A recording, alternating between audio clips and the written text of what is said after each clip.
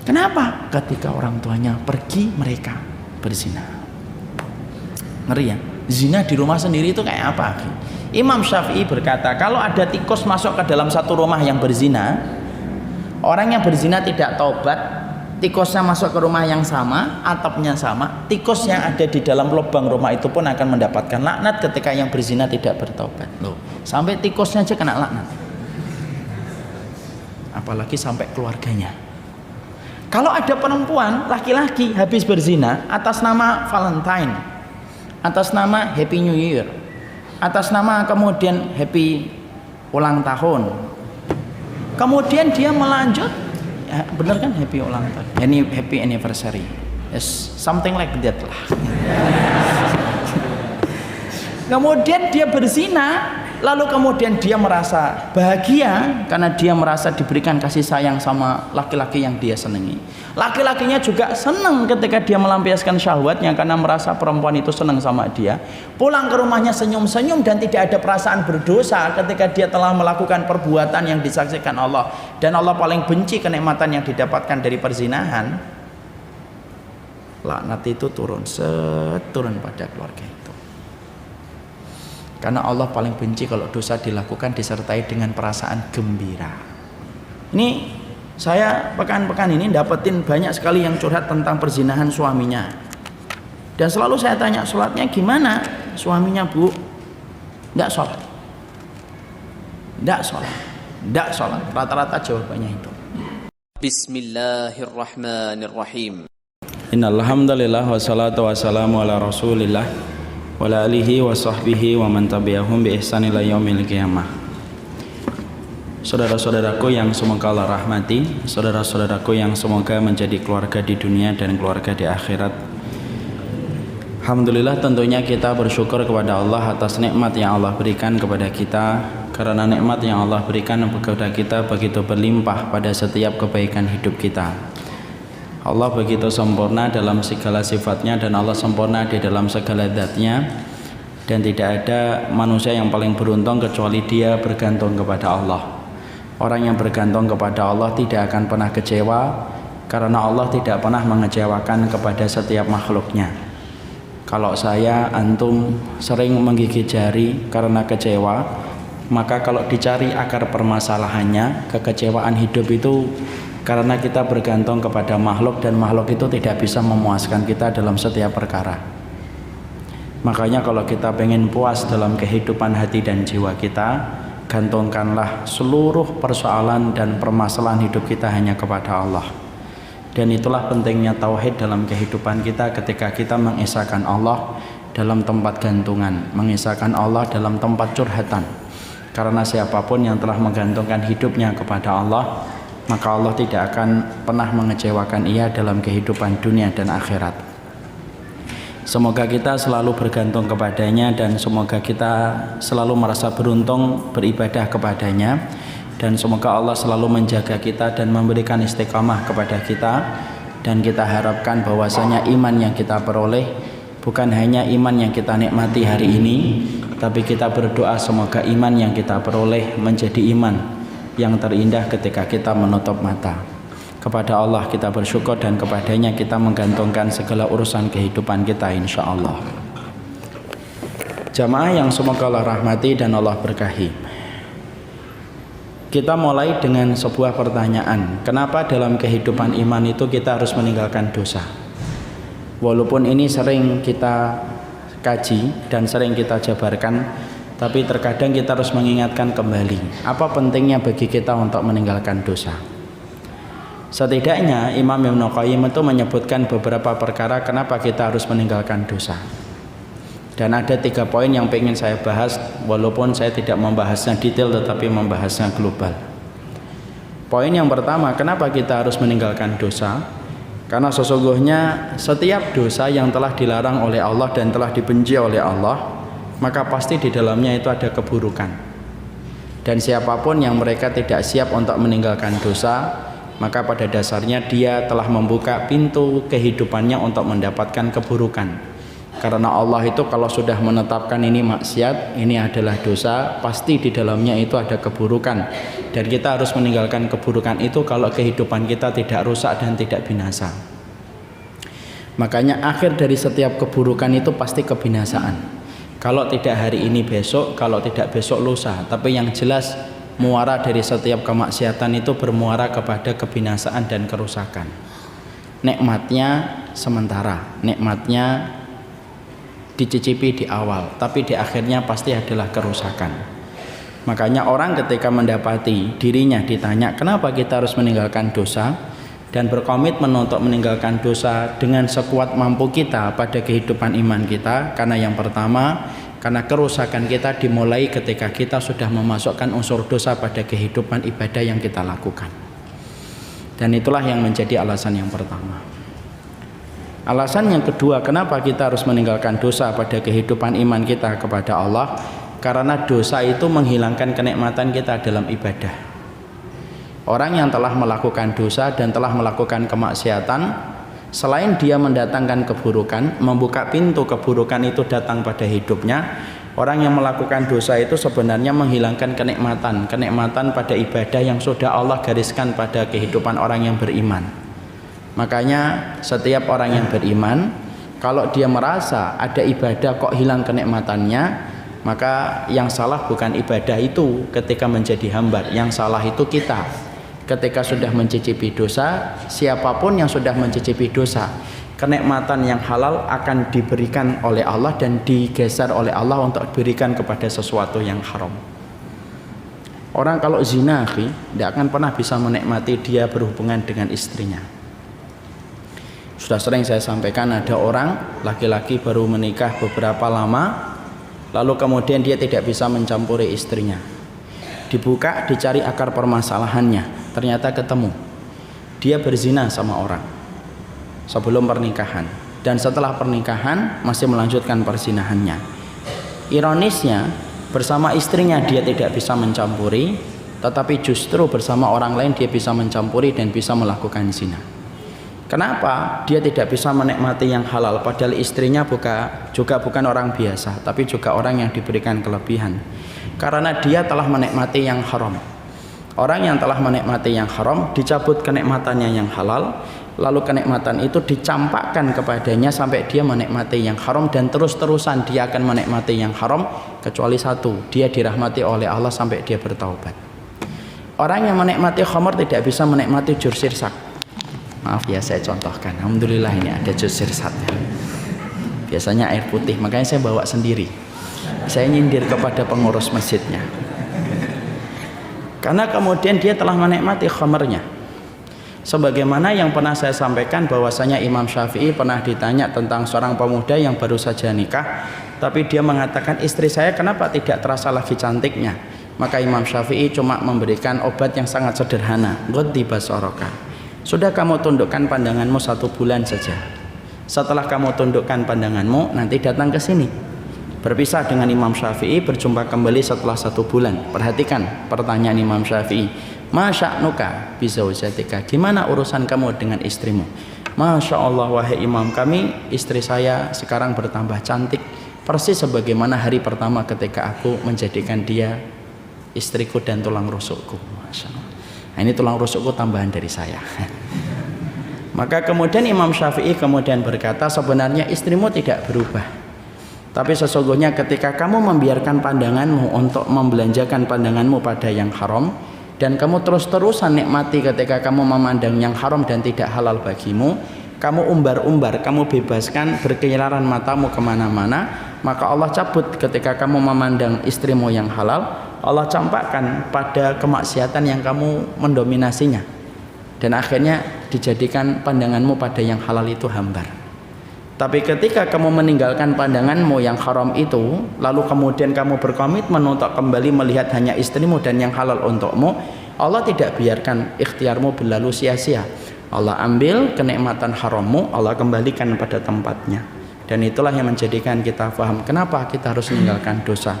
Karena meninggalkan dosa itu harga mati bagi orang yang beriman untuk mengembalikan semua sensasi ibadah kita kepada Allah. Kok Quran tidak bisa dinikmati ya Ustaz? Mungkin antum nikmatin gibah. Kenapa Quran tidak bisa dinikmatin? Mungkin antum nikmatin lagu dangdut. Kenapa kemudian Quran tidak bisa dinikmati? Mungkin antum menikmati berbohong. Semua dosa itu mencabut kenikmatan yang halal. Makanya kalau ada orang pada kehidupan dunia ini tidak mau berkomitmen untuk meninggalkan yang haram, yang rugi bukan siapapun, bukan bapaknya, bukan ibunya, yang rugi dia sendiri. Semua kenikmatan surgawi pada hati hilang dan menguap. Padahal di dunia itu ada surga hati. Apa itu surga hati? Menikmati sensasi kenikmatan beribadah kepada Allah itu merupakan surga hati. Dan surga hati itu hilang, kata Imam Ibnu Taimiyah, disebabkan karena kemaksiatan. Makanya kan ada kaitannya dengan sholat kan. Kenapa kita tidak bisa menikmati sholat malam dan tidak bisa bangun malam? Karena kamu maksiat di waktu siang. Itu selalu berkaitan.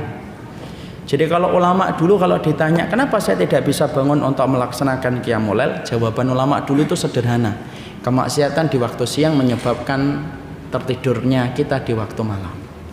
Semua ada kaitannya. Makanya kenapa kita harus meninggalkan dosa? Iya, meninggalkan dosa itu harga mati. Karena sesungguhnya kita sedang berusaha mengembalikan kembali kenikmatan pada ibadah kita kepada Allah. Makanya kenapa istighfar itu harus terus menerus dan taubat itu harus dikerjakan, memperbarui setiap waktunya untuk merasakan kembali sesuatu yang paling berharga, kenikmatan ibadah, dengan kita meninggalkan apa yang menjadi dosa dan kemaksiatan. Orang kalau terbiasa buka aurat pasti akan dicabut semua kenikmatan-kenikmatan yang tidak dia pernah rasakan, dan itu tanpa terasa. Dicabut qanaahnya, dicabut rasa malunya, dicabut dia dihargai laki-laki, itu semuanya dicabut. Cuma kadang-kadang orang ketika buka aurat itu tidak sadar, semua kenikmatan ketika dicabut. Dia dilecehkan laki-laki, sampai ada teman laki-lakinya bilang sama dia sambil bersanda anjing, itu dia ketawa, padahal dia sedang dilecehkan. Semua itu disebabkan karena satu kemaksiatan, meninggalkan kenikmatan ibadah. Mana dalilnya Ustaz? Nabi Adam. Nabi Adam itu surplus kenikmatan, tapi dicabut kenikmatannya, surga itu. Kapan? Ketika melakukan dosa makan buah yang diharamkan Allah. Imam Ibnu Qayyim dalam kitabnya Ada Uwadawa berkata, dalil itu terang. Berarti kalau namanya maksiat itu ninggalkan, berarti kemudian akan dihindarkan dari kenikmatan. Sebagaimana Nabi Adam ketika makan buah yang diharamkan oleh Allah, kenikmatan surga hilang. Apa yang didapatkan Nabi Adam? Dipisahkan dari Hawa selama 200 tahun perjalanan mereka.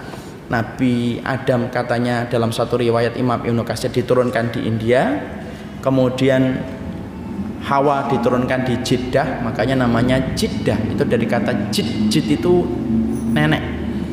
Dipisahkan 200 tahun, ketemu setelah 200 tahun di Bukit Arafah. Dan itu disebabkan satu dosa yang tampaknya remeh, hanya gigit satu buah yang diharamkan Allah, semua kenikmatan surga yang dirasakan sensasinya oleh Nabi Adam hilang seketika. Dan itulah dalil yang disampaikan oleh Imam Ibnu Qayyim. Maksiat itu menghilangkan kenikmatan hati dan kenikmatan hidup ibadah kepada Allah. Kok zikir tidak tenang ya? Nah, mesti ada maksiatnya. Yang ketiga, kenapa kemudian kita harus meninggalkan dosa dan meninggalkan dosa itu harga mati? Imam Ibnu Qayyim mengatakan, karena meninggalkan dosa itu menjadi sebab dikabulkannya doa kita. Karena kalau kemudian kita tidak meninggalkan dosa, kita minta apapun berbuih-buih kepada Allah, maka Allah tidak ada hajat untuk mengabulkan permintaan kita. Karena dosa itu menghalangi doa sebagaimana kabut ketika menghalangi sinar mentari. Makanya orang kalau sudah meninggalkan dosa, pertama kali yang Allah berikan setelah kenikmatan ibadah, Allah kabulkan permintaan-permintaan kebaikan akhirat dan dunianya. Mana dalilnya Ustaz? Dalilnya dalam riwayat Bukhari Muslim. Ketika Rasulullah menceritakan 3 pemuda yang masuk pada sebuah gua, lalu gua itu tertutup dengan batu.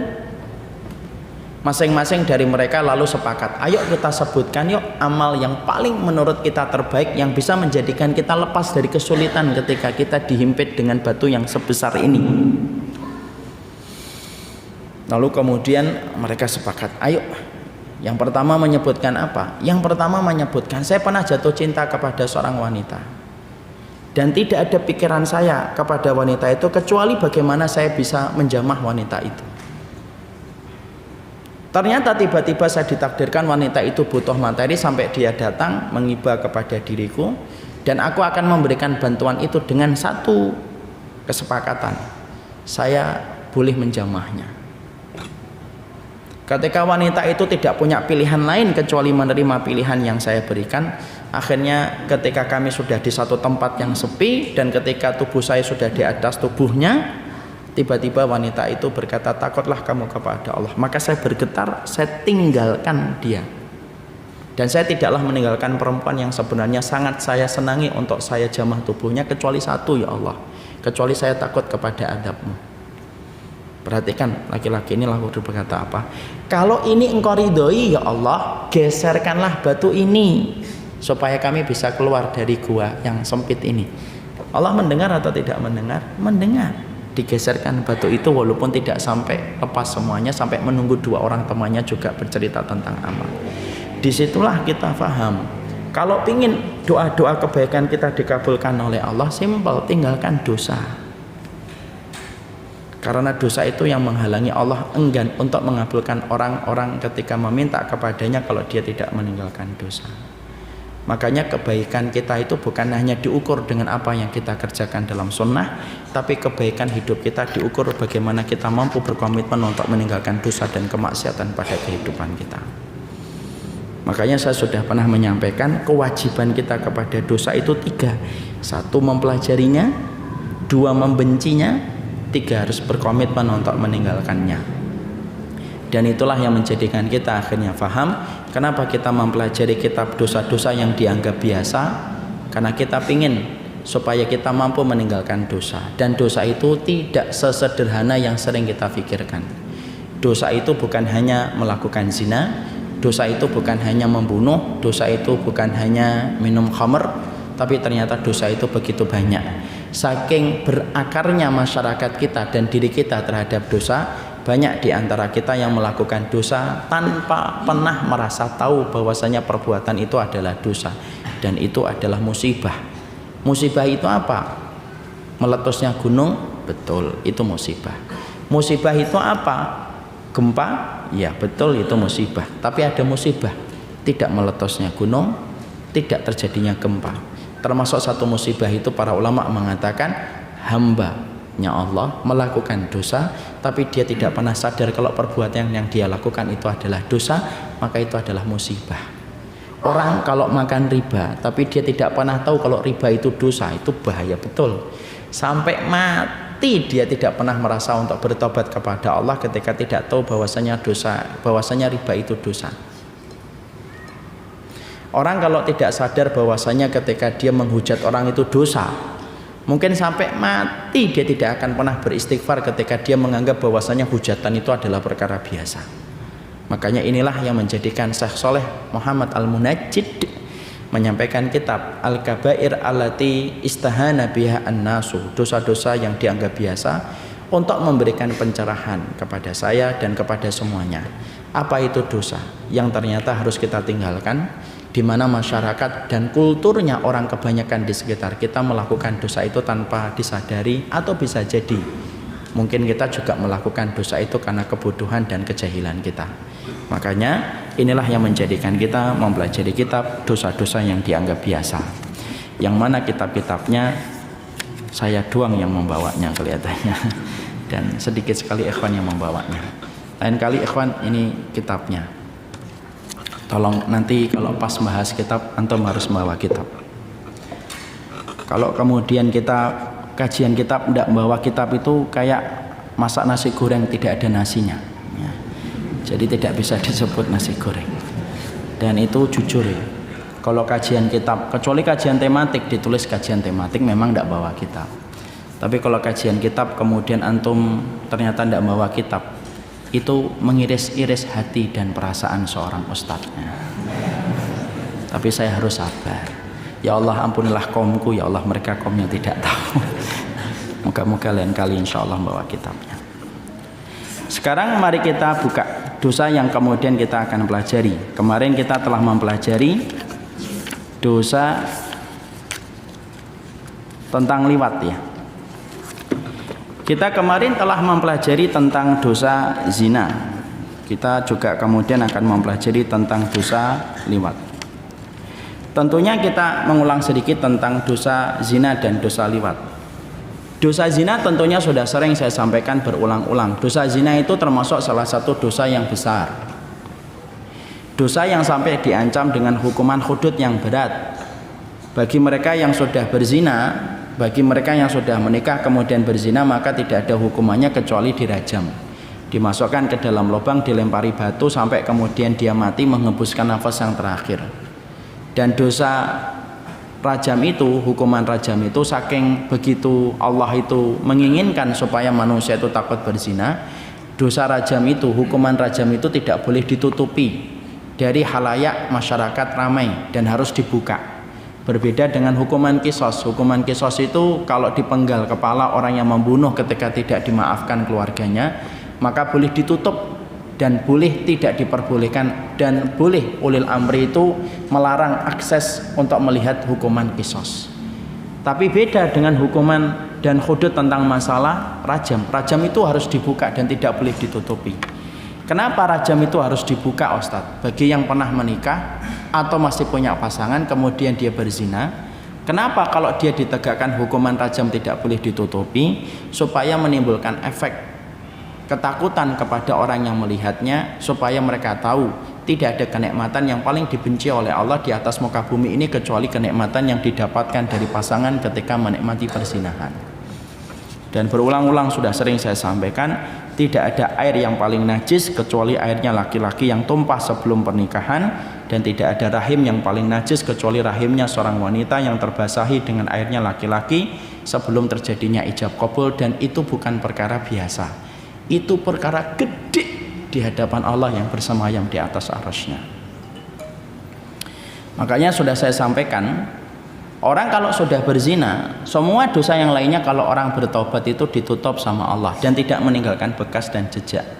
Tapi hukuman, tapi kemudian dosa zina itu meninggalkan bekas dan jejak. Siapapun yang pernah berzina kok sampai hamil, lalu kemudian mereka menikah setelah hamil, A dan B itu zina, lalu kemudian hamil, lahirlah C, maka perhatikan, walaupun A dan B sudah bertaubat, A dan B sudah betul-betul menangis dalam setiap sujud-sujud panjang mereka di tengah malam, dan mereka betul-betul sudah bertaubat perbuatan A dan B ketika dulu mereka melakukan itu bersama, tapi maaf, taubat nasuha yang mereka lakukan tidak menghapuskan jejak perbuatan mereka kalau sudah melahirkan satu anak yang dihasilkan sebelum pernikahan. Apa akibatnya? C tidak boleh bernasab kepada A. Kalau C ini perempuan, nanti menikah, tidak boleh A itu untuk menikahkan walaupun A dan B sudah bertaubat. Kenapa? Karena Allah ingin memberikan efek kepada setiap orang sebelum dia berzina itu mikir panjang. Nikmatnya hanya sebentar, tapi konsekuensinya seumur hidup. Itu baru di dunia, belum lagi dalam kehidupan di akhirat. Makanya sampai kemudian para salaf berkata, az-zina dainun wa qada'uhu fi ahlihi. Sampai para ulama dulu itu mengatakan zina itu utang, dan cara membayar utang itu melalui keturunannya yang akan ada yang berzina dengan mereka, sebagaimana dulu dia berani untuk menzinai perempuan lain kalau dia tidak bertaubat. Antum zina sama orang, jangan antum, fulan berzina sama orang, tidak bertaubat fulan itu, mengangas, mengenges, senyum, senyum, mesam, mesem, habis berzina, maka nanti kalau dia punya anak, bisa jadi anaknya itu akan dizinai sama orang lain. Makanya tidak habis pikir kalau ada laki-laki punya istri, punya anak perempuan, booking perempuan. Setelah booking perempuan kemudian dia pulang, ketemu istrinya, ketemu anak perempuannya, bisa memeluk lagi istrinya dan bisa memeluk lagi anak perempuannya. Padahal dia baru saja melakukan perkara besar, yang mana kalau dilaporkan kepada syariat tidak ada jawaban tuntasnya kecuali satu, dirajam dia. Saking beratnya masalah itu di hadapan Allah. Makanya zina, maaf ya, bukan hanya yang melakukan, menyebarkan perzinahan saja harus boleh dihukum. Kenapa melaporkan dan menyebarkan berita perzinahan itu boleh dihukum? Karena dampaknya kalau kita itu menyebarkan berita perzinahan itu bisa menjadikan orang yang asalnya tidak tertarik dan tidak tergiur berzina itu bisa jadi berzina. Makanya sampai kemudian para ulama mengatakan man asya'al fahisyah fa'alaihin nikal. Siapapun yang menyebarkan kasus perzinahan kok disebarkan, maka orang yang menyebarkan itu harus dihukum wa in kana shadiqan, walaupun dia benar atas apa yang dia sebarkan. Kenapa? Karena menyebarkan perzinahan itu bisa menyebabkan orang itu bisa tertarik melakukan zina. Itulah dahsyatnya zina itu kayak gitu. Dosa lain itu boleh diceritain. Ada orang kemudian minum khamr di sini. Boleh. Siapa itu yang minum khamr nih orangnya? Lihat, boleh. Kalau minum khamr, di sana ada pembunuhan. Siapa yang bunuh? Sudah ketangkap, sudah. Mana orangnya? Ini. Oh ini, kok tampaknya orangnya lembut gini? Ya, tapi dingin dia. Nah itu boleh. Kalau zina tidak boleh. Ada yang berzina di sana. Mana? Ini. Wah, cakep juga ya. Nah, ini boleh. Makanya tidak boleh. Loh, sampai kemudian kasus perzinahan itu tidak boleh. Makanya saya sempat kaget, katanya ada kasus prostitusi, katanya mau dijadiin film. Lu gimana dijadiin film itu? Nggak boleh itu. Karena apa? Kalau kemudian masifnya pemberitaan yang memberitakan tentang perzinahan itulah yang bisa menjadikan orang yang asalnya tidak ingin berzina itu ingin berzina. Dan Islam itu sangat menjaga betul semua pintu yang bisa mengarah kepada perzinahan itu ditutup rapat sama Allah itu. Karena Allah tahu bagaimana menariknya dosa perzinahan itu. Makanya pernah ingat gak saya ketika membahas 40 karakteristik mereka yang dicintai oleh Allah, ada 2 dosa yang banyak manusia tergiur untuk melakukan. Dosa yang pertama riba, dosa yang kedua itu zina. Kenapa? Zina menawarkan kenikmatan sesaat, riba menawarkan engkau mendapatkan sesuatu secara instan. Itu kata para ulama. Dosa yang banyak orang tidak bisa kemudian menampiknya. Apa? Riba dengan zina. Kenapa riba? Karena riba menjadikan engkau mendapatkan barang secara cepat. Zina menawarkan kenikmatan sesaat. Makanya sampai segitunya. Lah antum bisa mikir, kalau menyebarkan berita perzinahan walaupun benar boleh dihukum, apalagi yang melakukan zina. Nah, itu loh pikiran gitu. Itu menunjukkan kepada kita supaya kita faham. Hari ini ketika kita dirusak dengan narasi film yang dibuat sama orang kafir. Narasi filmnya orang kafir itu kan semuanya bermuara itu bumbunya bumbu zina semuanya. Sampai kemudian akhirnya film-film kita juga akhirnya terinspirasi dengan narasi-narasi film yang semacam itu. Akhirnya apa? Film-film kita pun tidak lepas dari masalah yang mengarah kepada perzinahan. Itu kalau sampai dilihat dalam satu bioskop 90 menit dengan tayangan gede, resolusinya jutaan warnanya, jutaan kemudian bagaimana audionya itu betul-betul stereo luar biasa, masuk ke pemikirannya. Akhirnya apa? Menganggap, oh nggak apa-apa kok. Itu kan hubungan suka sama suka tuh. Dan mereka tahu betul merusak pertama kali orang itu dengan perzinahan, lalu kemudian yang kedua dengan homo. Itulah perzinahan. Makanya Islam tuh menjaga erat. Kenapa kemudian kita kan sudah saya sampaikan, kenapa laki-laki harus jalan di depan, perempuan harus di belakang? Kenapa laki-laki harus nundukkan pandangan? Bagimu pandangan yang pertama, dosamu pada pandangan yang kedua. Itu kalau kita kan gitu, ya. Lakal ula fa'alaikal fa'alaikasaniyah. Rasulullah pernah ditanya, gimana kalau saya mandang perempuan ya Rasulullah? Bagimu yang pertama, dosamu yang kedua.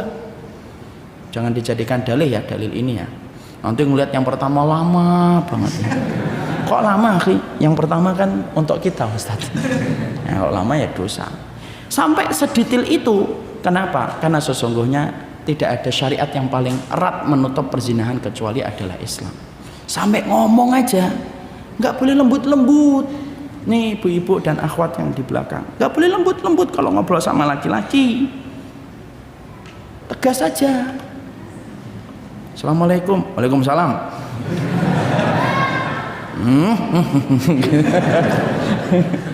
Ada apa? Gitu kan. Nggak jadi ukti. Jazakallah tutup lagi dia. Karena kemudian sampai kemudian wanita suaranya pun kemudian bisa menjadi sebab fitnah bagi seorang laki-laki. Maka itulah yang menjadikan kita paham, itulah zina.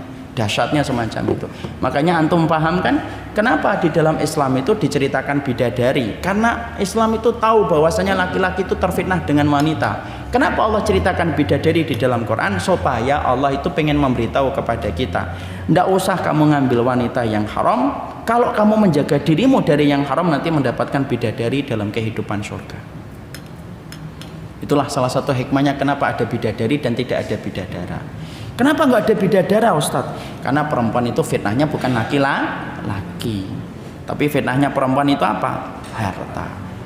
Laki-laki, perempuan kehilangan suami bisa bertahan sampai seumur hidupnya. Tapi kalau laki-laki kehilangan istri, 2 bulan 3 bulan pun dia akan mencari gantinya. Itu bukan karena dia laki-laki, tapi itulah fitrahnya dia sebagai seorang laki-laki. Disitulah kita paham betapa besarnya masalah perzinahan itu yang hari ini dianggap biasa. Sekarang saya ingin menyampaikan sedikit, apa sih yang menyebabkan terjadinya perzinahan? Itu penyebabnya apa?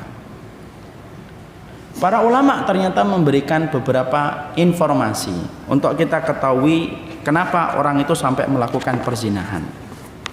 Sebab yang pertama, terjadinya kasus perzinahan itu, yang pertama, kalau laki-laki biasanya disebabkan ketika sang laki-laki tidak memperhatikan masalah sholat. Kalau laki-laki sudah tidak memperhatikan sholat, pertama kali yang akan Allah itu berikan kepadanya itu apa? Pasti dia akan mengikuti syahwat. Itulah yang Allah sampaikan di dalam surat Maryam. Adha'us sholata wattaba'us syahwat. Kalau kamu dapati ada satu generasi adha'us sholata, sudah meremehkan sholat, wattaba'us syahwat, pasti pertama kali setelah dia meremehkan sholat itu apa? Ngikutin syahwat. Antum perhatikan ya, studi kasus. Tidak ada orang yang melakukan zina kecuali punya masalah dalam masalah sholatnya. Kenapa? Orang kalau sudah meremehkan sholat, hukuman pertama yang Allah berikan ketika di dunia sebelum nanti memberikan hukuman sakor. Sakor itu neraka bagi orang yang tidak sholat. Hukuman pertama bagi orang yang meremehkan sholat itu apa? Wattaba'us syahwat, pasti ngikutin syahwat. Pasti ngikutin syahwat. Makanya kenapa anak kita kalau 10 tahun dia tidak puasa, nggak disuruh mukul. Kenapa anak kita kalau 10 tahun dia tidak mau umrah, nggak disuruh mukul. Kita ajak haji nggak mau, nggak disuruh mukul. Tapi kenapa kalau anak kita 10 tahun dia tidak sholat, kemudian kita disuruh mukul? Karena sesungguhnya kalau dia berantakan sholatnya dari kecil, akan berantakan dia ketika mengasor syahwatnya. Makanya disuruh mukul. Kalau anakmu sudah disiplin sholat ketika waktu kecil, Allah yang mengatur bagaimana syahwatnya ketika dia sudah benar masalah sholatnya. Makanya pertama kali kalau untuk menghindarkan zina itu apa? Sholatmu dijaga. Kaitkan hatimu dengan kumandangnya Anda untuk kemudian datang. Karena orang kalau terjaga sholat itu pasti Allah bantu untuk mengatur bagaimana syahwatnya. Maaf ya, kalau antum punya adik, punya anak, kemudian 10 tahun, 11 tahun, 12 tahun, sholatnya masih berantakan. Duhur melaksanakannya di asar, asar melakukannya di maghrib, maghrib melakukannya di isya, isya melakukannya di duha.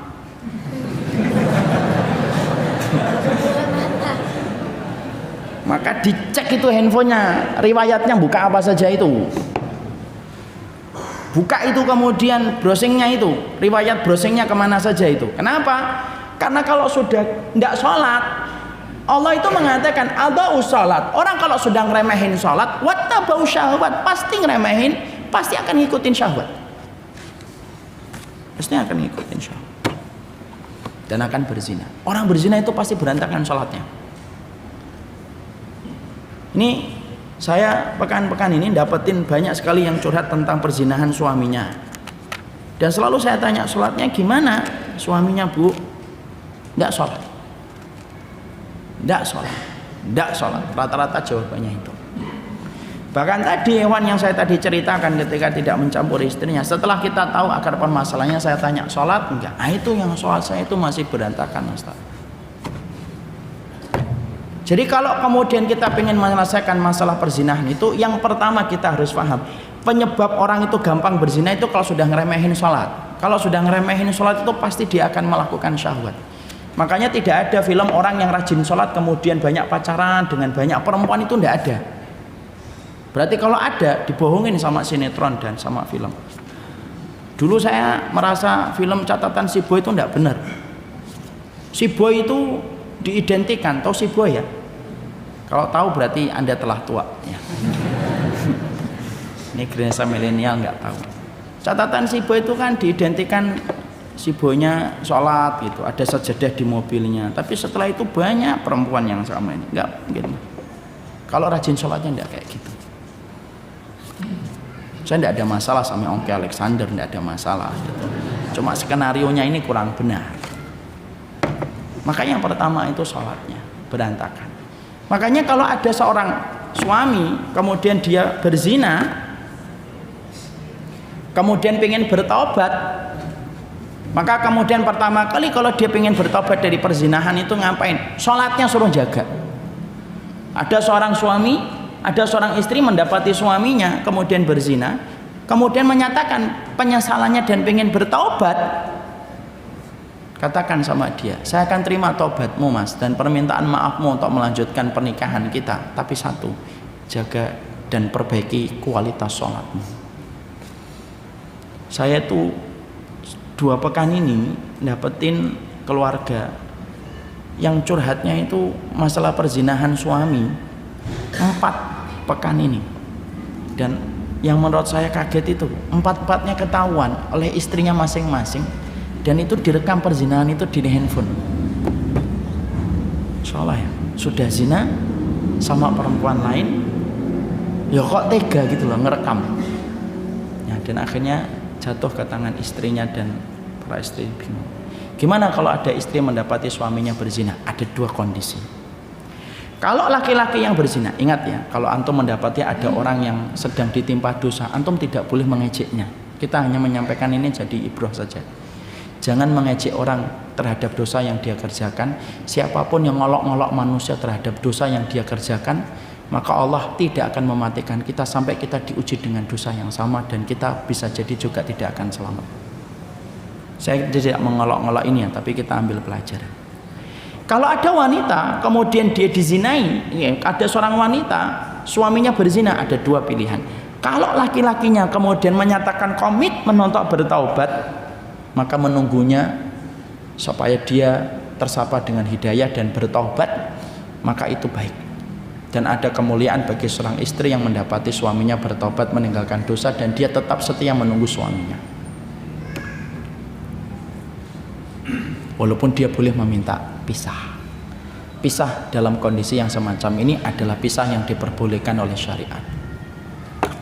Yang kedua, kalau kita mendapati ada seorang istri kok kemudian suaminya berzina, tetapi kemudian suaminya ketika berzina tidak pernah merasa dosa dengan perbuatan zina itu, maka wajib berpisah. Kenapa? Karena seorang laki-laki pezina tidak boleh mendapatkan wanita yang beriman dan menjaga dirinya dari perzinahan. Saya tetap sabar Ustaz, saya jatuh cinta mentok Ustaz, kunciannya saya sama dia doang. Tidak boleh Bu, karena wanita yang baik itu tidak mungkin mendapatkan laki-laki yang berzina. Pisah, namanya khulu. Kalau memang lakinya tidak mau menceraikan, khulu. Khulu itu berpisah dari jalur wanita ketika wanita itu mengembalikan maharnya. Maharnya apa dulu? Seperatan alat sholat, ya udah kembalikan seperatan alat sholatnya. Maharnya dulu mobil Mercedes Ustaz. Nah mobil Mercedesnya mana? Sudah masuk jurang ya sudah. Ya sudah nabung lagi. Tapi di situ kita apa?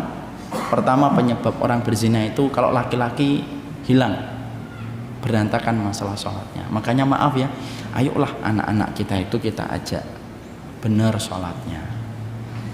Tempelkan Pak kelingking kita dengan kelingking kaki anak kita di waktu sholat. Kalau anak kita sudah rapi sholatnya semenjak dia sebelum balik, maka Allah akan merapikan syahwatnya ketika dia dewasa. Itu kata para ulama. Dari sisi perempuan, ini masih poin yang pertama. Dari sisi perempuan, kenapa kemudian ada orang yang berzina? Perempuan itu ketika berzina itu adalah, kalau yang laki-laki disebabkan karena berantakan sholatnya, kalau perempuan itu disebabkan karena perempuan itu hilang rasa malunya. Kalau perempuan itu masih memiliki sifat malu, maka dia tidak akan mampu membiarkan dirinya dizinai. Karena apa? Semua perbuatan zina itu tetap berpulangnya itu kepada keputusan seorang wanita, menerima atau tidak menerima. Kapan seorang wanita kemudian akhirnya dia berzina? Kalau sifat malunya itu hilang. Makanya kenapa perempuan yang solehah itu salah satunya disebutkan oleh Allah itu sifatnya pemalu. Sebagaimana putrinya Syuaib ketika mendapati Nabi Musa, dia jalannya itu malu-malu. Kenapa Allah sebutkan wanita itu pemalu kalau dia solehah? Karena malunya seorang wanita itu merupakan ciri khasnya seorang wanita solehah. Jadi para ikhwan nih, nanti kalau cari istri wanita yang pemalu. Nanti nanya, kenapa yang lain minta tanda tangan sama saya, kamu tidak minta tanda tangan sama saya? Saya malu. Ah itu soleh. Itu soleh. Karena kemudian disebut wanita soleha itu pemalu. Karena apa? Kalau sifat malunya sudah hilang, nah itulah. Disitulah akhirnya wanita yang akan menentukan proses perzinahan terus berlanjut. Sekali lagi Pak, sekali lagi Bu, perzinahan itu tetap yang bisa mengatakan iya dan tidak, tetap posisi wanitanya yang menentukan. Wanita yang ngomong enggak akan terjadi. Kalaupun terjadi maka perkosaan, wanitanya enggak dosa. Dan wanita itulah yang kemudian kenapa dalam Islam itu harus dididik rasa malu. Beda dengan pendidikan orang kafir. Kalau pendidikan orang kafir itu bagaimana menjadikan wanita itu tidak memiliki malu. Makanya dibuat kontes kecantikan, dibuat Miss World, Miss Universe, Miss yang lainnya. Itu kemudian cuma satu, yaitu adalah bagaimana mengambil sifat malu yang ada pada kehidupan wanita, diambil. Kalau sudah diambil, kerusakan wanita itu dimulai ketika mereka sudah rusak wanitanya. Padahal sudah sering saya sampaikan berkali-kali ya, peradaban dan kemenangan itu dimulai ketika wanitanya itu benar. Karena apa? Karena rahim yang taat akan melahirkan janin yang taat, dan pahlawan Islam itu tidak pernah jauh dari rahim yang taat kepada Allah. Kenapa orang kafir itu selalu membidik serangan mereka itu kepada kaum wanita muslimah dulu? Karena mereka tahu kalau wanita muslimahnya sudah bengkong, yang dilahirkan pun bengkong. Makanya kalau para wanita Islam itu tahu bagaimana kekuatan yang dimiliki oleh mereka itu, maka mereka pasti itu akan menjadikan seluruh kekuatan mereka untuk Islam. Maaf ya Pak dan Ibu, perempuan itu baru punya anak banyak aja ditakutin musuh. Kalau tidak percaya, tanya sama wanita Palestina yang rata-rata itu ditakuti sama Zionis Israel. Saya tuh dulu waktu di pondok sering bertanya, kenapa ya Rasulullah itu mengatakan dalam satu hadis wanita penduduk surga itu yang banyak anaknya? Kenapa ya Rasulullah itu sempat mengatakan fa ini mukatsirum bikumul umam yaumal qiyamah? Saya itu berbangga-bangga dengan umat yang banyak. Saya baru dapati jawaban yang paling realistis dan logis menurut saya masuk. Saya tetap mengimaninya pertama kali walaupun saat itu belum ketemu. Tapi akhirnya ketemu jawabannya ketika membaca tentang masalah Palestina dan negara Zionis Israel. Apa itu kaitannya Ustaz? Zionis Israel itu frustasi menghadapi Palestina itu bukan hanya karena frustasi menghadapi Hamas. Tapi Zionis Israel itu frustasi menghadapi bangsa Israel itu salah satunya karena dia frustasi menghadapi demografi masyarakat Palestina yang sangat tinggi. Kelahiran anak di Palestina itu tinggi, hampir sama dengan Cina, hampir sama dengan India. Cuma tidak diberitakan aja karena Palestina negara yang tidak diakui. Rahimnya wanita Palestina itu subur dan membuat frustasi itu masyarakat Israel itu. Mereka bunuh 3 satu rumah, lahir 6. Buang sana 7 mati, lahir 12. Sampai kan kita pernah mendapati kan ada seorang wanita Palestina punya bayi kembar 3. Bingung kita, bayi kembar 3 dalam satu perut. Makanya disitulah saya baru paham, oh pantas Nabi itu bangga dengan umatnya yang banyak. Kenapa? Umat yang banyak yang dilahirkan wanita yang memiliki putra yang banyak itu semuanya nanti bermanfaat untuk memikul beban agama ini supaya lebih ringan ketika dipikul sama orang yang beriman itu banyak. Masya Allah ya, perempuan baru ngelahirin doang ditakutin, padahal cuma ngelahirin, punya banyak anak itu ditakutin. Makanya kemudian dijadikan kita itu nggak boleh juga anaknya satu aja, 2 aja kan gitu. Sampai dijadikan orang itu hari ini itu kalau ada wanita punya banyak anak itu malu. Kan Kan berhasil itu programnya itu. Makanya perempuan sekarang kalau punya banyak anak kan rata-rata malu. Anaknya berapa Mbak? 12. Berapa Mbak? 12.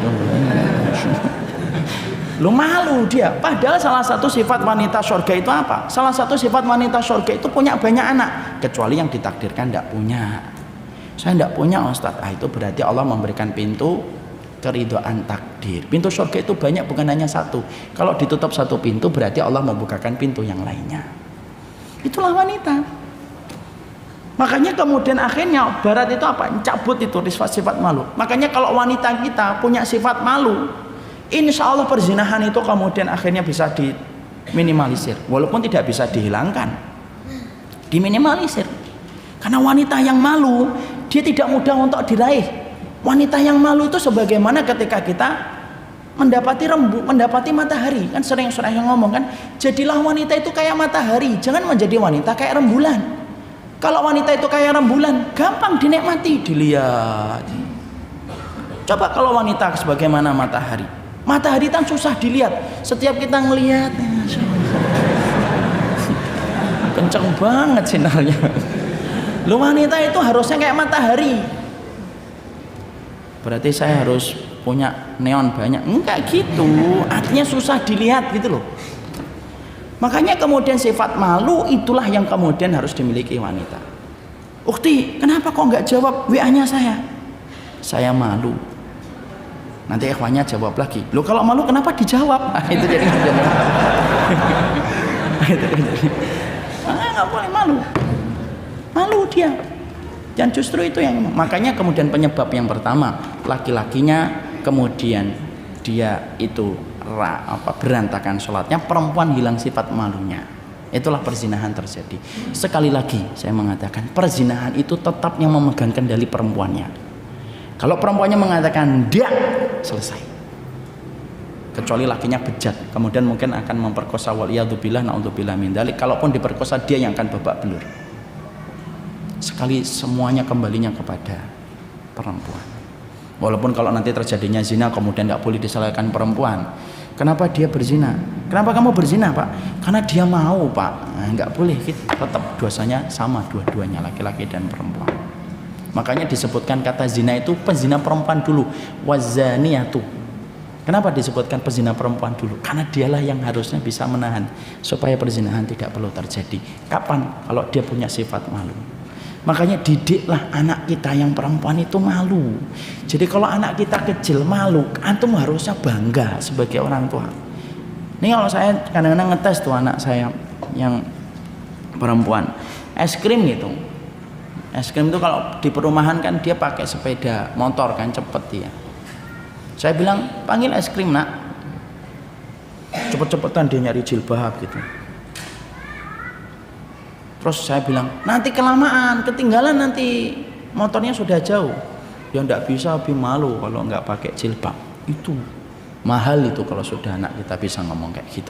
Dan biarkan itu ada sampai dia dewasa. Kenapa? Kalau antum punya anak perempuan 1, 2 sudah punya sifat malu, dan sifat malu itu menjadikan dia menjaga dirinya sampai pernikahan, itu sutrohnya antum dari api neraka. Karena Rasulullah bersabda, siapapun yang punya anak 2, anak 3, lalu anak perempuannya terjaga kesolihannya sampai dia menikah, maka itulah yang akan menghalangi orang tuanya dari api neraka. Makanya kalau anak kita pemalu jangan dimarahin, malah kemudian kadang-kadang diajarin untuk tidak malu. Dari kecil sudah dipakein tank top, dipakein rok mini. Betul kata Rasulullah, anak itu semuanya fitrah, orang tuanya saja yang menjadikan fitrah itu hilang. Dan salah satu makna fitrah itu apa? Istihya, sifat malunya itu ada. Itu yang pertama. Yang kedua, kenapa perzinahan itu banyak? Yang kedua, perzinahan itu banyak, para ulama itu mengatakan perzinahan itu banyak merebak di mana-mana disebabkan kontrol keluarga itu hilang. Dan kontrol keluarga itu hilang disebabkan setiap laki-laki ketika menjadi ayah dan menjadi imam itu menjadi dayus. Apa itu dayus? Dayus itu dikatakan oleh Rasulullah, alladzi yuqilul khabitha fi ahlihi, yang menjadikan keburukan dan membiarkan keburukan terjadi pada keluarganya. Itu perzinahan, pintu perzinahan yang kedua. Kalau ada keluarga sudah tidak terintegrasi dengan benar dan tidak terkonsolidasi dengan benar antara bapak, istri, anak, dan akhirnya bapaknya menjadi dayus, sering membiarkan keburukan terjadi, pintu yang akhirnya menjadikan perzinahan itu adalah ketika longgarnya seorang ayah ketika dia menjadi penjaga untuk rumahnya. Makanya yang unik adalah, coba dibaca data di beberapa surat kabar elektronik itu, orang berzina itu rata-rata malah di rumahnya sendiri. Kenapa? Ketika orang tuanya pergi, mereka berzina. Ngeri ya? Zina di rumah sendiri itu kayak apa? Imam Syafi'i berkata, kalau ada tikus masuk ke dalam satu rumah yang berzina, orang yang berzina tidak taubat, tikusnya masuk ke rumah yang sama, atapnya sama, tikus yang ada di dalam lubang rumah itu pun akan mendapatkan laknat ketika yang berzina tidak bertaubat. Loh, sampai tikusnya aja kena laknat, apalagi sampai keluarganya. Kalau ada perempuan, laki-laki habis berzina atas nama Valentine, atas nama Happy New Year, atas nama kemudian Happy ulang tahun, kemudian dia melanjut, ya, bener kan Happy ulang tahun, Happy anniversary, yes, something like that lah. Kemudian dia berzina, lalu kemudian dia merasa bahagia karena dia merasa diberikan kasih sayang sama laki-laki yang dia senangi. Laki-lakinya juga senang ketika dia melampiaskan syahwatnya karena merasa perempuan itu senang sama dia. Pulang ke rumahnya senyum-senyum dan tidak ada perasaan berdosa ketika dia telah melakukan perbuatan yang disaksikan Allah. Dan Allah paling benci kenikmatan yang didapatkan dari perzinahan. Laknat itu turun pada keluarga itu. Karena Allah paling benci kalau dosa dilakukan disertai dengan perasaan gembira. Itu zina. Kenapa itu bisa terjadi di rumah? Perzinahan itu yang kedua, karena laki-laki seorang ayah itu longgar ketika menjaga putrinya. Nih bapak-bapak yang di sini nih. Kan anaknya macam-macam nih, ada berapa ini? Saya anaknya 5. Perempuan 2, laki-laki 3. Memang kita harus jadi macan, Pak, kalau sudah mengatur dan menjaga keluarga. Kalau zaman kayak gini, tidak boleh kemudian ada ayah itu ngikutin anak, itu tidak boleh. Itu dalam filosof orang Jawa itu, kebo nyusu gudel itu tidak berlaku dalam Islam itu. Tahu kebo nyusu gudel? Orang tua ngikutin kemauan anak. Kita harus tegas, Pak. Dan ketegasan itu memang harus bercampur dengan kelembutan. Makanya maaf, saya baca dalam salah satu data psikologi, istri saya itu cerita, rata-rata wanita yang berzina itu 90% karena tidak dekat dengan figur ayahnya. Makanya dia mencari figur laki-laki ketika tidak mendapatkan dari ayahnya, dia mencari laki-laki yang lain yang bisa memberikan dia apa yang dia mau, yaitu adalah sesuatu yang tidak dia dapatkan dari ayahnya. Makanya betul kan, dayus itu rusak semuanya. Pantas kalau dayus itu tidak dilihat oleh Allah nanti pada hari kiamat. Karena rusaknya istri, rusaknya anak disebabkan karena seorang dari pangkalnya itu laki-laki yang dayus. Makanya nanti Pak, kalau kita pulang ke rumah tidak boleh dayus. Anak kita diajak sama laki-laki walaupun hanya untuk belajar, tidak boleh kita. Mau kemana nak? Mau belajar kelompok. Sama siapa? Teman saya. Berapa temannya? 5. Lakinya berapa? 4 Pak. Yang perempuan saya sendiri. Ya sudah nak, baik-baik di jalan. Nah ini orang tua macam apa ini kayak gini? Nggak boleh lah. Nggak boleh, haram. Ya tentunya mengatakan haram harus disesuaikan dengan konteks bahasa anak kita sekarang. Anak kita kalau sekarang mendengarkan kata haram susah, ya dirubah Pak dengan kata-kata yang bisa dipahami mereka. Makanya kita senang kalau ada dai itu yang bisa memahami bahasa anak muda. Walaupun terkadang mungkin 1-2 yang bapak itu tidak setuju, tapi setidaknya dia sudah berusaha untuk merangkul anak muda itu. Dan kita bersyukur itu. Karena dakwah itu memang harus bagi-bagi tugas. Ada yang dakwahnya untuk anak muda, ada yang dakwahnya untuk orang tua, memang gitu. Dan tidak bisa disamakan lah. Contohnya Ustaz Hanan, Masya Allah itu beliau sama anak-anak muda. Kalaupun ada kesalahan, siapa yang tidak salah? Pak, saya juga salah kok. Kalau mau dicari kesalahannya mah banyak. Tapi anak muda itu memang harus ada yang merangkulnya. Kalau tidak dirangkul, dirangkul sama liberal, Pak. Kalau tidak dirangkul, dirangkul sama sekulerisme. Dan memang bagi-bagi tugas dakwah itu kayak gitu. Kalau saya kayak Ustadz Hanan, mungkin tidak cocok, Pak. Saya pakai kupluk gitu. Dikiranya anak STM saya. Ini mau kemana, Pak? Mau ke depan, Pak? Ngapain ke depan tuh untuk Ustadz? Ini saya Ustadz.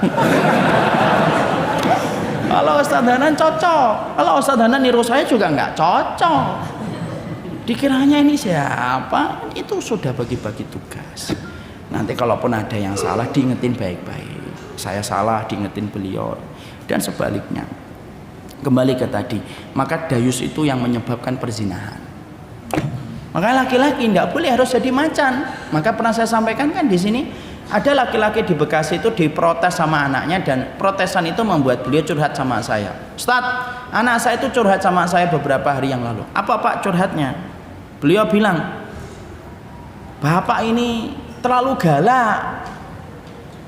Makanya kemudian ini saya belum dapetin jodoh. Yang disalahin bapaknya.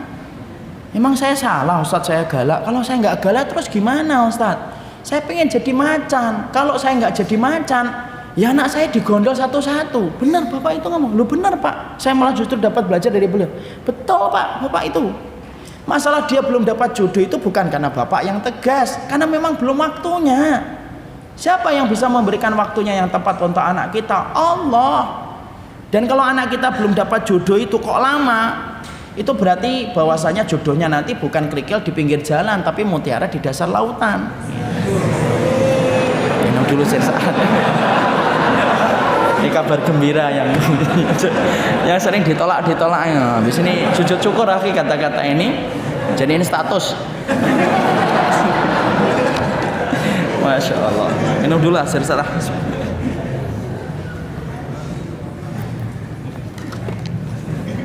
Itu yang kedua, ya. Jadi begitu. Jadi kalau anak kita diajak sama laki-laki itu harus haram. Mau kemana nak? Diajak Pak. Kemana Pak? Saya ajak anaknya kemana? Ke depan Pak. Nggak boleh. Nanti sebelum jam 9 saya balikin Pak. Lu emang kamu kira sebelum jam 9 setan tidur gitu? Nggak boleh. Kalau kamu pengen ngajak anak saya, simple. Apa Pak? Nikahin. Ya saya belum bermaksud kayak gitu. Ya sudah, pergi. Gitu Pak. Ya saya nanti akan gitu. Nanti kalau ada yang deketin anak saya, jangan harapkan saya senyum kayak di majelis ilmu. Saya senyum cuma di sini doang. Kalau antum ke rumah saya akan tanya secara tegas. Makanya itulah yang kita harus pahami. Makanya laki-laki kalau tidak dayus, yang mencarikan suami itu seorang bapak Pak. Mana dalilnya Ustadz bahwasanya mencarikan jodoh itu adalah bapak? Lu lihat Umar bin Khattab ketika Hafsah itu pengen nyari jodoh. Yang nyari itu Hafsah atau Umar bin Khattab? Umar bin Khattab. Ditawarkan ke siapa? Ditawarkan ke Utsman. Utsman menolak karena sudah tahu bahwasanya Rasulullah akan melamar. Ditawarkan ke Abu Bakar. Ditawarin.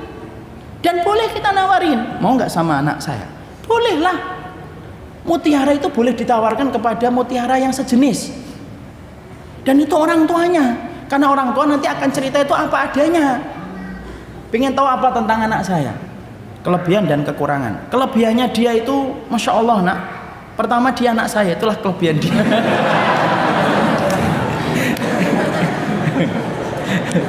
Itu songong gitu kayak gitu. Kelebihan dia begini. Kekurangannya apa? Bapaknya akan cerita utuh Pak. Kalau memang tidak mau pakai biodata boleh atau tidak boleh? Bolehlah, namanya juga fasilitas, itu boleh pakai biodata.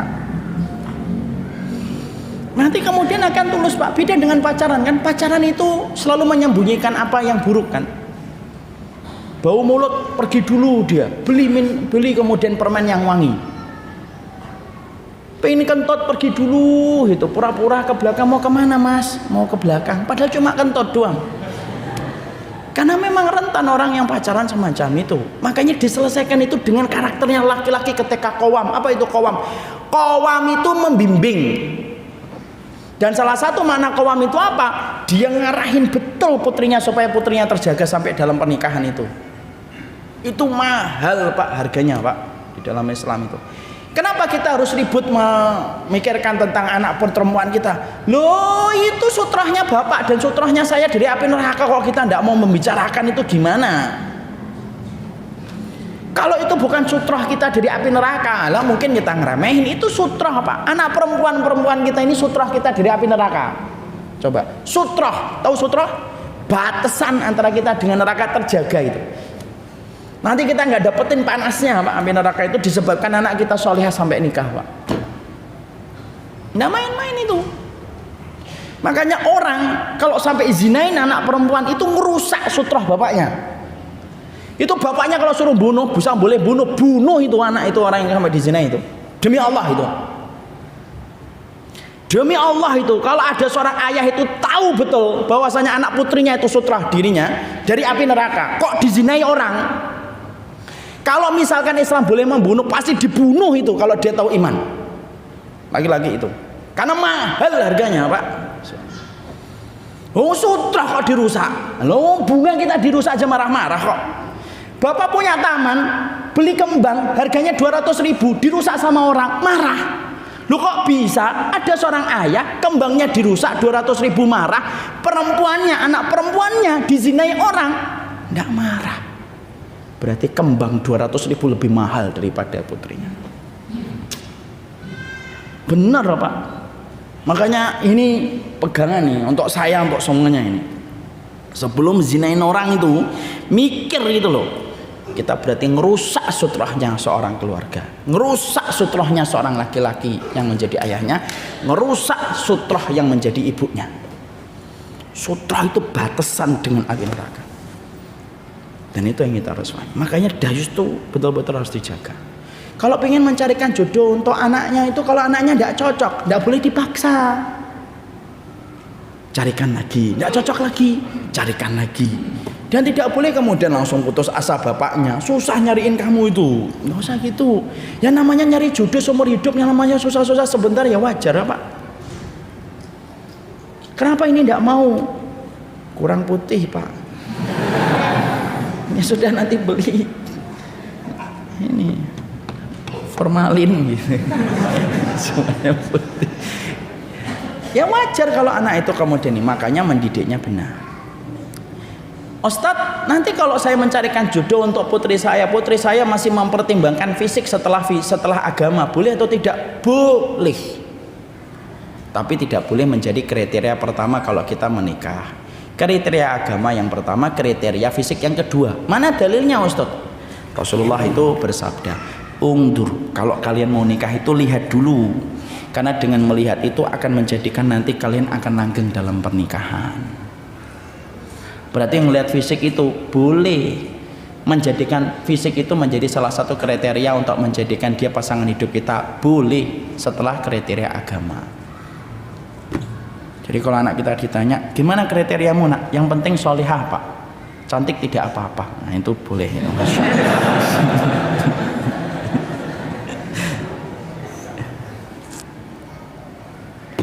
Nah itu yang kita harus mengerti.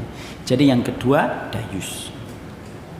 Ustadz, kalau ta'aruf itu bagaimana? Ta'aruf itu boleh antum wakilkan ke pihak ketiga. Antum senang sama teman kantor antum, nah, supaya tidak terjadi apa-apa, nah, ngomong sama ustadz atau ngomong sama orang. Ustadz, saya senang sama teman kantor saya. Boleh nggak Ustadz menjadikan wasilah saya dengan teman saya? Boleh, nggak apa-apa saya. Akhirnya saya nanti yang ngomong, atau ustadz yang lain ngomong, atau perempuan yang lain ngomong yang dipercaya sama dia. Dik, ada teman kantornya yang suka dan ingin menjadikan kamu tulang rusuknya dalam kehidupan rumah tangganya. Maaf, saya sudah punya pilihan. Wassalam. Berarti cari yang lain. Kalau antum ditolak sama perempuan itu, akhi, bisa jadi dia baik, tapi yang jelas dia tidak tepat untuk antum. Tapi kalau antum mendapatkan seseorang yang menjadi keluarga antum, maka dia baik dan dia baik dan dia tepat untuk kita. Jodoh itu tidak hanya butuh yang baik, tapi jodoh itu butuh yang baik dan tepat untuk kita. Jadi kalau misalkan antum melamar perempuan kok ditolak, Padahal antum ngomong dia baik banget Ustadz. Iya, dia baik, tapi tidak tepat untuk dirimu. Carilah yang baik lagi, yang tepat untuk dirimu. Itu hanya untuk menyenangkan orang yang patah hati aja. Tapi disitulah itu yang ta'aruf nanti biar diselenggarakan sama ustadz-ustadz yang berkompeten masalah ta'aruf itu. Yang ketiga, para ulama menyampaikan kenapa terjadinya perzinahan itu. Yang ketiga, terjadinya perzinahan itu disebabkan karena amar ma'ruf nahi mungkar tidak tegak pada satu wilayah. Orang sudah cuek, ada orang yang bermesraan di pinggir jalan diem, hotel kemudian membiarkan ketika ada customer datang kemudian nyewa kamar, lalu dilihat dua-duanya masih muda, tidak ditanya surat nikah karena cuma ingin mendapatkan profit 300, 500, 1 juta Pak. Dia rela mendapatkan, dia rela tempatnya menjadi tempat terjadinya perzinahan. Masya Allah ya. Cuma uang 300.000 sampai 1 juta dan 3 juta. Rate-nya hotel tuh berapa sih? 300. Paling kita anggap paling mahal di Jakarta itu 10 juta. Orang kalau sudah tidak mau menegakkan amar ma'ruf nahi mungkar itu pasti gampang zina di mana-mana. Coba kalau orang itu menegakkan amar ma'ruf nahi mungkar, Pak. Orang kalau mau berzina mikirnya di mana dia? Zinanya di mana ya? Hotel sana, Mas. Enggak boleh, harus bawa surat nikah. Yang di sono sama juga. Yang di sono sama juga. Belakang tebu, Mas. Oh, petaninya soli-soli. Di rumah, Mas. Enggak bisa, Bapak di rumah terus. Di kamar kita ada CCTV. Akhirnya apa? Penemuannya ngomong, ya sudah Mas, nggak usah berzina, nikah aja. Kan gitu. Itu kalau amar ma'ruf nahi mungkar itu ditegakkan. Saya tuh Pak, salah satu tempat rekreasi dan tempat saya refreshing itu yang saya senang itu di Tawangmangu, Pak. Itulah favoritnya saya dan istri saya dan bapak saya.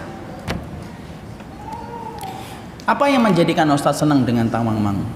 Tawangmangu itu indah. Bogor puncak mungkin masih kalah indah dengan Tawangmangu. Itu subjektivitas saya. Mungkin ada yang mengatakan puncak lebih indah, monggo lah. Dia lebih dingin. Tapi tempat seindah itu hampir-hampir jarang kita dapati ada perzinahan yang kemudian secara terang-terangan. Kenapa? Karena masyarakatnya itu masyarakat yang menegakkan amar ma'ruf nahi mungkar. Kalau ada rumah dimasuki pasangan, kok kemudian kelihatan laki-laki dan perempuan didatengin itu. Bahkan di Tawangmangu itu sampai mendapatkan ibu-ibu petani itu, mereka itu ibu-ibu itu pakai cadar nanam padi, pakai pakaian hitam-hitam, siang bolong, bukan siang bolong itu, siang kotak-kotak, saking panasnya. Itu nanam padi itu sampai kemudian pakai cadar. Saya tuh kalau ngajar di sana, karena saya punya komunitas di sana bersama dengan ini, itu kalau saya di sana yang ngaji sama saya itu petani-petani yang siangnya itu yang nanam padi itu ngaji, bawa tulisan coret-coret gitu. Ibu-ibu tua, ibu-ibu kampung yang sederhana, polos, ngaji. Nanti ketika kita ngelihat duha sebentar, bapak dan ibu akan dapatnya mereka itu di sawah-sawah. Akhirnya tempat itu walaupun mungkin ada perzinahan sembunyi-sembunyi, tapi setidaknya tidak secara masif dilakukan. Dan orang itu harus sembunyi-sembunyi kalau di situ. Kenapa? Amar ma'ruf nahi mungkarnya tegak. Kalau satu wilayah sudah menegakkan amar ma'ruf nahi mungkar, yang pusing itu pelaku kemaksiatan.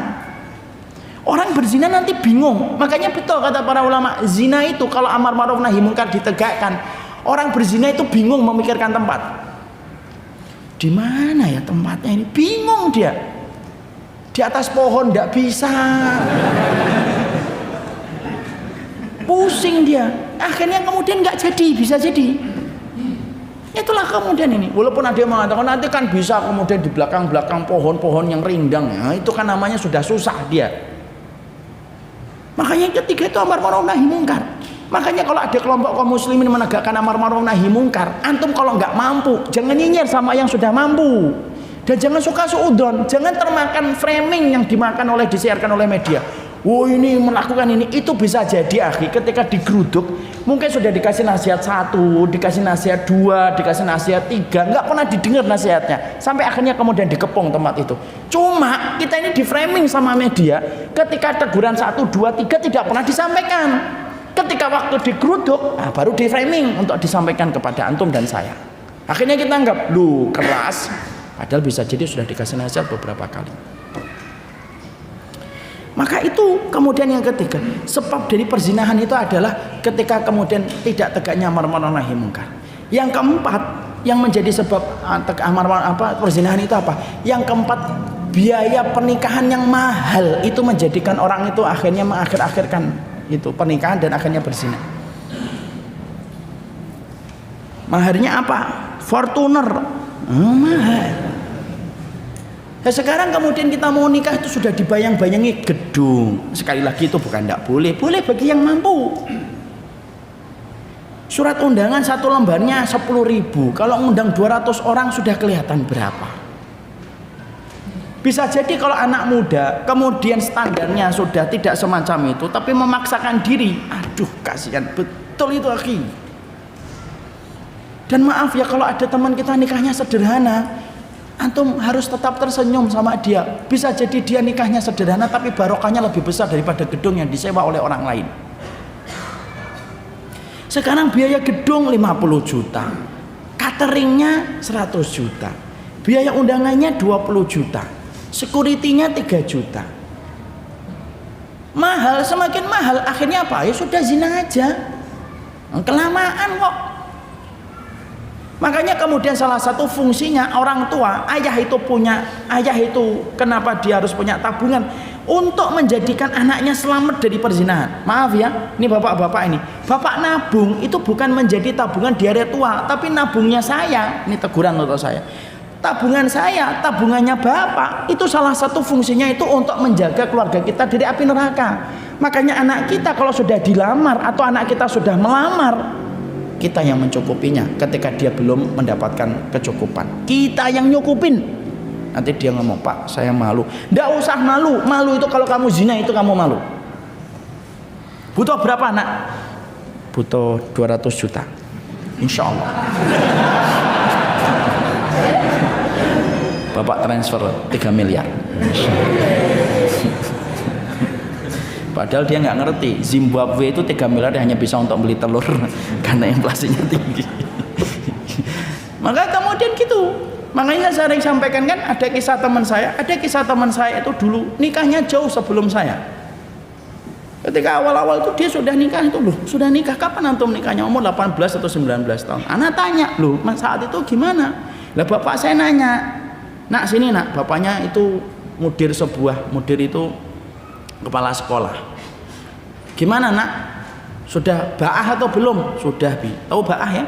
Ba'ah itu kemampuan biologis. Sudah ba'ah belum? Sudah bi. Puasa? Udah tidak mempan bi. Ya memang gitu, kisahnya gitu, saya nggak tahu. Ya sudah nikah ya? Ya terus gimana? Sudah. Kalau nikah itu nanti abi yang cukupin. Kan saya belum kerja bi. Abi yang cukupin. Abi cukup banyak, duitnya cukup untuk membiayai kamu. Nanti aku biayai sambil kamu sekolah. Nanti kalau kamu sudah dapat kecukupan, ngomong sama Abi, baru Abi stop. Nikah, akhirnya nikah dengan salah satu santriwati. Pernikahan mereka dibiayai sama orang tua. Dan orang tuanya tidak pernah berhenti berkata, ndak usah malu dibiayai sama bapak. Kamu lebih malu lagi kalau kemudian kamu zina sama seorang perempuan, gandeng perempuan kemana-mana, kemudian akhirnya kamu zina. Sampai akhirnya beliau mendapatkan beasiswa sama-sama dengan kita. Setelah mendapatkan beasiswa kan kita dulu beasiswanya 1 bulan dapat 200 rial, sekitar 600.000 700.000. Kemudian dapat beberapa usaha kecil yang beliau lakukan. Akhirnya dia ngomong sama abinya, Bi, alhamdulillah saya sudah dapat pegangan, ada uang beasiswa per bulan, ditambah lagi dengan beberapa bisnis kecil. Sudah ya Bi, nggak usah di store lagi uangnya. Yakin nak? Yakin Bi, jazakallah khair sudah menjaga saya. Di stop. Itulah fungsinya harta di situ Pak. Jadi kalau kemudian kita dapetin anak kita mau nikah itu jangan ngomong makan batu, jangan gitu. Itu omongan dari waktu saya SD kok nggak pernah berkembang omongan itu. Mbok cari-cari mbok diganti makan cilok gitu kan enak. Ngomong kok sama anak kok makan batu, itu berarti bapaknya nggak ngajarin bahwasanya anaknya itu punya Allah. Siapa orang yang dijamin dalam garansinya Allah? Anak muda yang ingin menjaga dirinya dari zina itu digaransi sama Allah, nggak akan dijadikan miskin, insya Allah. Miskin itu kan bukan kondisi, miskin itu gaya hidup ketika kita merasa kurang. Kalau kita kurang cukup. Dan saya akan sampaikan kisah salah satu teman saya itu. Ada teman saya itu dulu ketika kita masih di sastra bahasa, sebelum fakultas syariah, itu tiba-tiba pagi-pagi itu dia minjem uang 5 juta. Saya bilang, 5 juta untuk apa? Untuk biaya persalinan istri saya. Saya tidak punya, saya punya cuma tabungan 1 juta, ambillah kalau antum mau. Kemudian dia mengatakan, ya sudah tidak apa-apa. Terus kemudian diadakan tabaruat, atau tabaruat aksi donasi. Namanya mahasiswa diadakan donasi yang tidak banyak, tidak cukup. Loh tiba-tiba beliau itu handphonenya itu berdering, dia punya handphone Nokia yang dulu gede itu loh, yang segini itu. Tahu kan? Yang kalau kena kepala anjing muter-muter aja. Telepon itu. Ini bapak ini ya? Iya. Dari Kalimantan, Banjarmasin Pak? Iya. Bapak jualan sarung? Enggak Pak. Bapak jualan sarung? Enggak Pak. Bapak katanya jualan sarung? Enggak Pak. Saya tuh di sampingnya itu denger, ini ngapain sih Bapak jualan? Enggak gitu. Dan akhirnya saya tahu keseluruhan cerita setelah telepon itu ditutup. Akhirnya dia ngomong, ya sudah kalau Bapak maksa saya penjual sarung, ya sudah saya pedagang sarung. Bapak maunya apa? Saya itu mau mesen sarung Pak. Mau mesen sarung? Iya. Berapa Pak? Beberapa kodi. Ya sudah Pak, coba nanti saya telepon saudara saya. Tutup dulu, nanti WA lagi atau apa, SMS lagi Pak. Dia nelpon saudaranya itu, ada nggak sarung ini? Ada. Dibutuhkan berapa kode ini nih, tolong dikirim, ada orang maksa saya sebagai pedagang sarung. Loh, sederhananya kisah ini singkatnya ikhwan, Masya Allah ya. Singkat ceritanya, itu kemudian sarung dikirim, ditransfer, untungnya persis dengan jumlah yang dibutuhkan ketika membiayai biaya persalinan. Coba, Masya Allah. Loh, sampai kemudian akhirnya beberapa tahun kembali saya ketemu lagi, saya tanya, masih ada lagi yang nelpon kamu pedagang sarung? Enggak ada. Itu dijamin sama Allah. Saya aja pernah ngerasain, dan mungkin bapak-bapak dan ibu pernah ngerasain. Saya dulu awal-awal itu dulu nikah dulu itu sempat saya jatuh ke tipes itu. Kemudian sebelum tipes itu saya itu dulunya itu jualan kurma.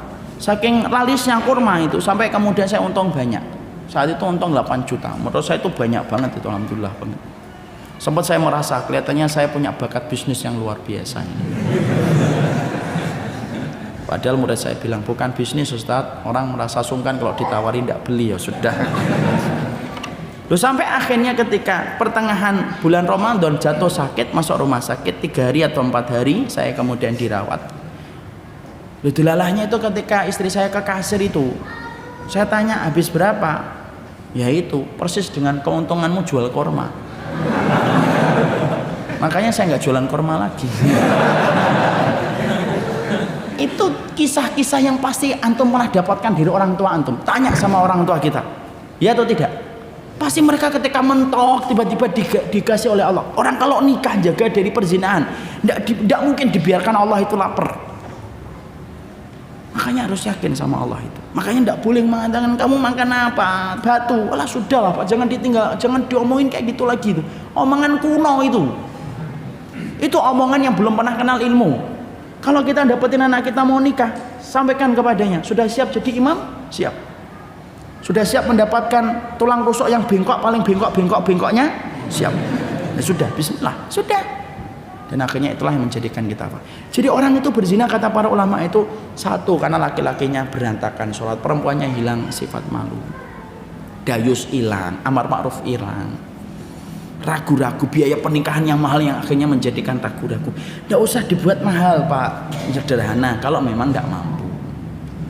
Dan saya tidak menyarankan mahal-mahal pernikahan itu, lebih baik sederhana Pak. Saya kagum sama nikahannya salah satu pesepak bola Jerman yang berdarah Turki. Ketika nikah itu ngundang anak-anak Suriah Pak, yang ada di pengungsian untuk menghadiri pernikahannya dia, dan kemudian dibahagiakan itu. Itu pemain bola Jerman yang berdarah Turki. Itu salah satu hal yang bagus banget. Nikah itu yang penting adalah ijab kabulnya. Keberkahannya itu mengiringi ketika kita taat kepada Allah. Jadi disitulah kita paham, itulah yang menjadikan orang itu berzina. Maka kemudian yang berikutnya kita sudah bahas, yaitu adalah liwat. Liwat itu adalah homo, sudah kita bahas. Apa dosa berikutnya? Dosa berikutnya itu minta, yaitu menolaknya istri terhadap ajakan suami. Kenapa istri itu menolak ajakan suami itu dosa besar? Nah, itulah yang akan kita bahas dalam pertemuan kita selanjutnya.